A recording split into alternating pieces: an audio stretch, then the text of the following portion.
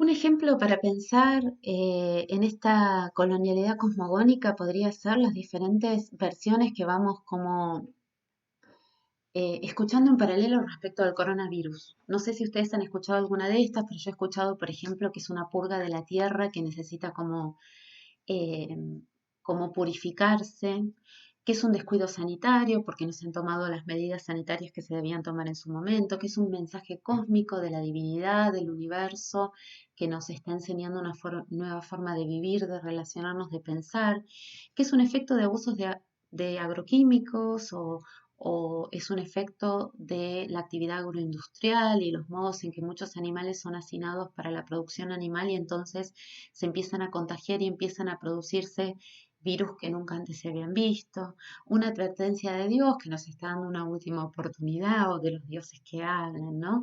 Un poco en el coronavirus uno podría ver la competencia de diferentes, cada una de estas opciones vendría a ser como una opción cosmogónica en realidad, ¿no? Una opción que toma, algunas de ellas pertenecen a la misma opción cosmogónica, claramente, ¿no? Pero que directamente miran de forma radicalmente diferente el fenómeno que están tratando de comprender.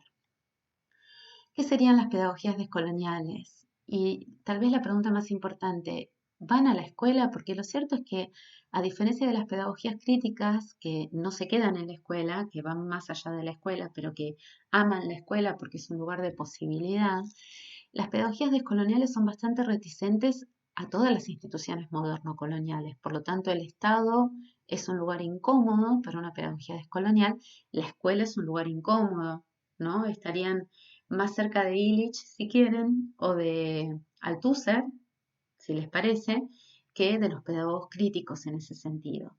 De todas maneras, la pedagogía descolonial, la crítica, la queer, que van a ver la semana que viene, no son cosas que andan desconectadas por el mundo, son cosas que se están fertilizando de modo cruzado y entonces la realidad en realidad es una juxtaposición o superposición de diferentes cuestiones que yo en otros teóricos llamo cheje, ¿no? Como esta yuxtaposición de cuestiones que termina dando la impresión de que se trata de una cosa definida, pero en realidad cuando uno mira de cerca está así como bien yuxtapuesto.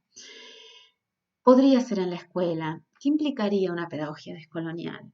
En principio una mirada desnaturalizadora y una sensibilidad auditiva. ¿Qué es esto? ¿Cómo reeditamos la colonialidad del saber? ¿No? Lo desnaturalizador se parece a lo crítico, pero acá hablamos de colonialidad del saber, de un contexto particular que es Latinoamérica y de una historia particular que es la historia de la conquista europea, la colonización y la colonialidad que continúa. ¿Cómo la reeditamos con nuestras prácticas en la universidad? ¿Qué de lo que hacemos cuando enseñamos como profesores universitarios contribuyen con que el estudiante tenga fe en la ciencia en lugar de otras narrativas que compiten por explicar el mismo fenómeno, por ejemplo? ¿Qué materiales escolares usamos que contribuyen con perpetuar también esta colonialidad? ¿Qué espacios generamos para miradas alternativas de lo mismo? ¿No? Uno podría representar el mundo con colores a ciegas. Podría tomar la representación del mundo para trabajar en geografía que hace un niño de 5 años cuando le preguntan cómo es el mundo y lo pinta. ¿Por qué esa versión del mundo podría ser menos interesante que la versión del planiferio? Estamos negando una forma de representar el territorio cuando solamente tomamos una como válida.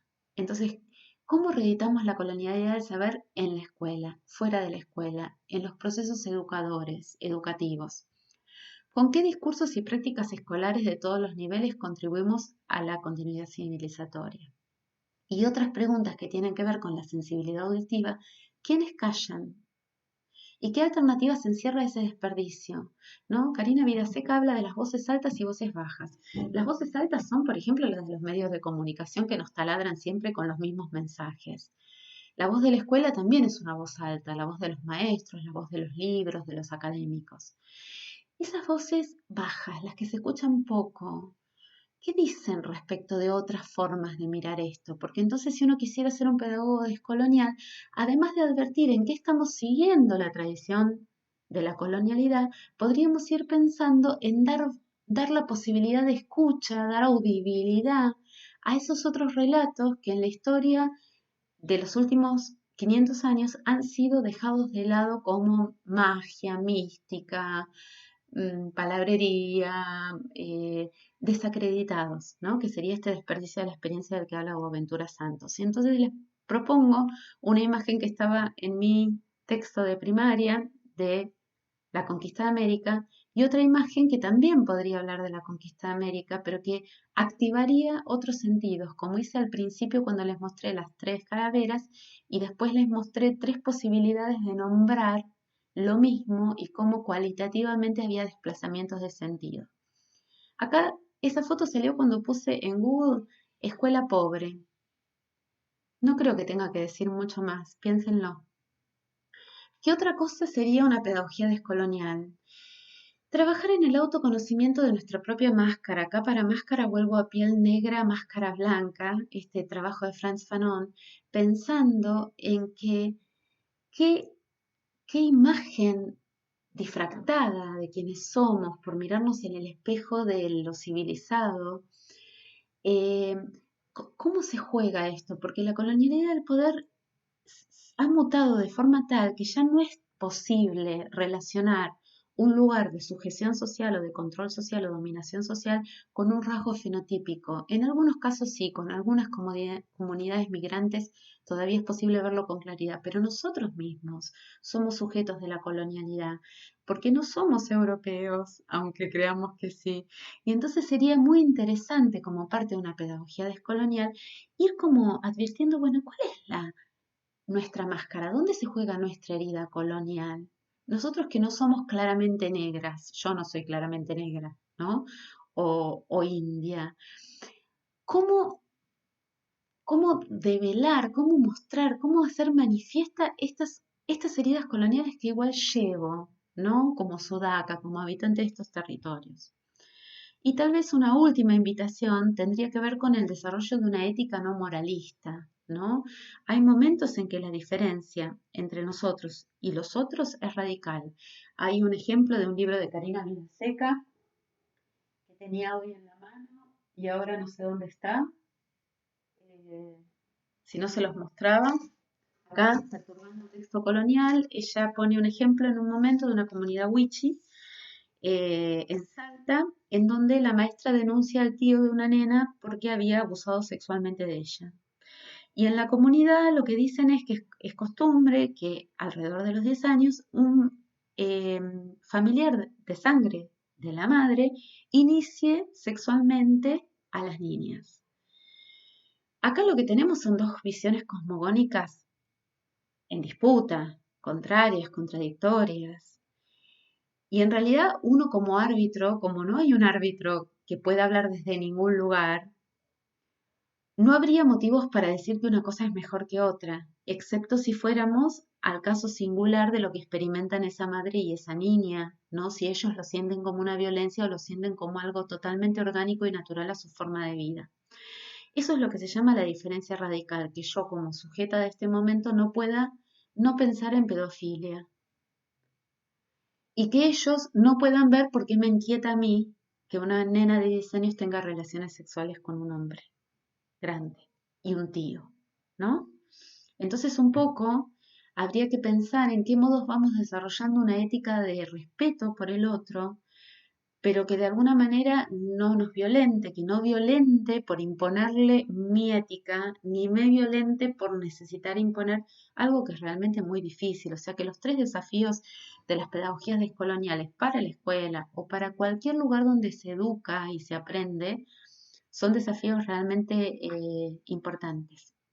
Ahí les pongo los United Colors of Benetton, ¿no? Uno la diferencia la trata de mostrar en este modo romántico, como que ya no existe y demás, y eso lo que hace es ocultar las verdaderas diferencias importantes que todavía tenemos y que tal vez se deban conservar. Tal vez no debamos sintetizarnos en uno, sino respetarnos en las diferencias, pero por supuesto esto comporta desafíos ciudadanos, digamos, sumamente importantes. Entonces volvemos al principio, ¿qué son las pedagogías descoloniales? Y yo les decía, son prácticas, ¿no? Lo pedagógico en realidad es aquello que se ocupa de nombrar lo educativo. La pedagogía es, podríamos decir, como el conjunto de creencias o teorías que explican qué es la educación y cómo creemos que debe ser. ¿Qué serían las pedagogías descoloniales, unas prácticas, porque no son solo relatos, son también cosas que hacemos, que buscan que haya audibilidad allá donde no estuvo, que buscan bajar un poco el volumen de aquello que se ha entendido siempre como autoridad desde un parámetro eurocéntrico y subir un poquito el volumen de otros relatos que pueden querer explicar la vida desde otros lugares y que tal vez contribuyan a aflojar algunos lazos que nos sostienen con alguna violencia, ¿no? Entonces serían unas prácticas que podríamos usar dentro y fuera de las escuelas para redistribuir la autoridad, que no siempre sea la ciencia la que dice la verdad, que una vez sea el relato de la comunidad maya, de los mapuches que viven en el sur de la Argentina y que entonces les permita participar desde su propia cosmogonía en la gestión del poder público, este poder que tenemos todos y que del cual nos apropiamos diferencialmente para gestionar la vida en común, ¿no? Finalmente, hay algunas afinidades entre las pedagogías críticas, las pedagogías queer que van a ver y estas pedagogías descoloniales. Son afinidades, yo lo llamo de lo no afincado, porque yo creo que ninguna de estas pedagogías tiene una presencia en lo escolar marcada. ¿Qué tienen en común con las pedagogías críticas?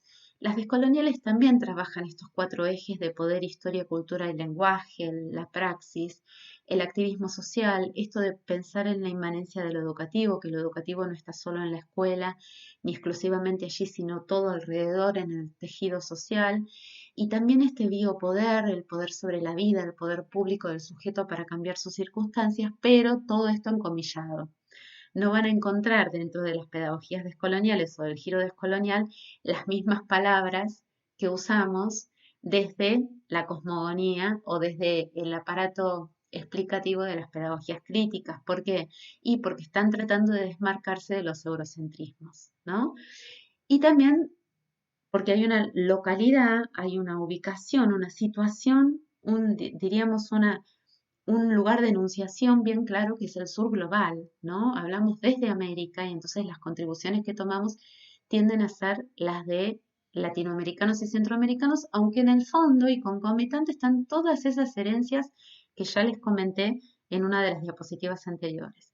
Con las pedagogías queer sobre las cuales todavía no saben, esto que voy a decir por lo tanto tiene muy poco sentido por ahora, pero les voy contando que hay estos temas que les dejo planteados para que los piensen después y en todo caso les pregunten a sus profes, que tienen en común con lo queer, aunque lo queer tiene como una idea de lo político que es bien personal y acá hay una necesidad de lo colectivo, ancestral, propio, común. Por eso digo que en el caso de nosotros, que somos como bien mestizados, habría que encontrar esto, ¿no? Nuestro sentido de pueblo ahí.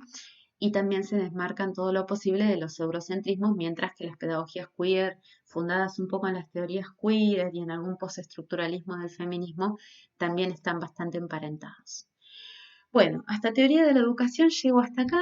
Nos vamos a volver a encontrar en esa materia, si todo sale bien, de alguna forma, virtual, presencialmente. Ha sido un gusto enorme compartir este espacio con ustedes. Ahí está mi correo, no abusen, por favor, que tengo 10.000 cosas que hacer, pero tampoco quiero que se queden sin opción de contactarme si necesitan que los acompañe en algo. Les mando un abrazo, espero que transiten la mejor experiencia posible. Disfruten problemática, es hermosa, traten de disfrutar el camino. Un abrazo grande y gracias por la invitación.